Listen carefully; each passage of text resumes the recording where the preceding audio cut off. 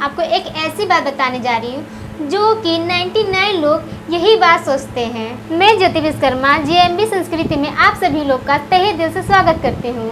एक समय का बात है, एक राज्य में एक राजा था। उस राज्य के सभी मित्रों से बहुत अच्छा व्यवहार था। उस राज्य के सभी मित्रों के घर लगातार आना जाना लगा रहता था, इसीलिए सभी राजा उनके लिए आए दिन कुछ न कुछ भेजते रहते थे। कभी जेवरों, कभी वस्त्रों, कभी कुछ न कुछ गिफ्ट देते रहते थे। एक दिन दरबार में एक विदेशी मेहमान आया। राजा के मेहमान नवाजी से खुश होकर एक पत्थर गिफ्ट में दिया। राजा को पत्थर बहुत ही अच्छा लगा। उसने उस पत्थर को भगवान की मूर्त बनाने को हुक्म दिया। राजा का अनुमति पाकर मंत्री एक कारीगर के पास जाता है। उस पत्थर को देकर कहता है, एक अच्छी सी मूर्त बना दो।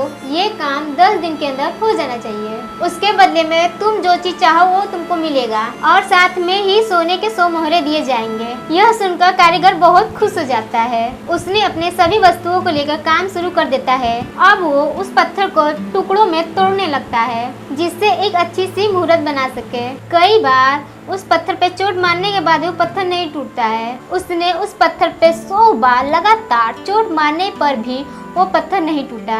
अंत में वो हार मान के कहने लगा, अब ये काम मुझसे नहीं होगा। वो उस पत्थर को वापस मंत्री को दे देता है और कहता है, इसकी मूर्त मैं नहीं बना सकता हूँ। लेकिन मंत्री को मूर्ति किसी भी हार में बनी हुई चाहिए थी, क्योंकि राजा का हुक्म जो था। मंत्री उस पत्थर को लेकर दूसरे कारीगर के पास जाता है। जैसे उस कारीगर ने एक चोट हथौड़ा मारा पत्थर को, पत्थर से टूट गया। उसने उस पत्थर का एक बहुत खूबसूरत मूर्ति बना दिया। मूर्ति बनाकर उसने मंत्री को दे दिया। मंत्री ने उसे 100 मोहरे दे दिए। अब वो मंत्री जाने लगा। जाते समय एक ही बात सोच रहा था, अगर उस पहले वाले कारीगर ने एक अंतिम कोशिश और किया होता तो यह मूर्ति बना देता। यह सोने के मोहरे उसके होते। यह कहानी हमें क्या सिखाती है कि कई बार हम बहुत मेहनत करते हैं लेकिन फिर भी काम अधूरा छोड़ देते हैं, यह सोचकर कि अब मुझसे ये नहीं होगा तो आगे भी नहीं होगा, शायद मेरे लिए है ही नहीं, मेरे किस्मत में ही नहीं है, मुझसे होगा ही नहीं। पर असलियत ये है कि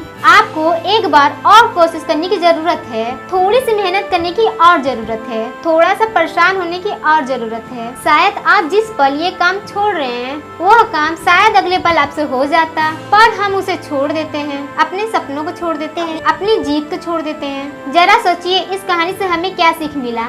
आपको हमारा वीडियो पसंद आया हो तो लाइक कीजिए, कमेंट कीजिए, सब्सक्राइब कीजिए। धन्यवाद।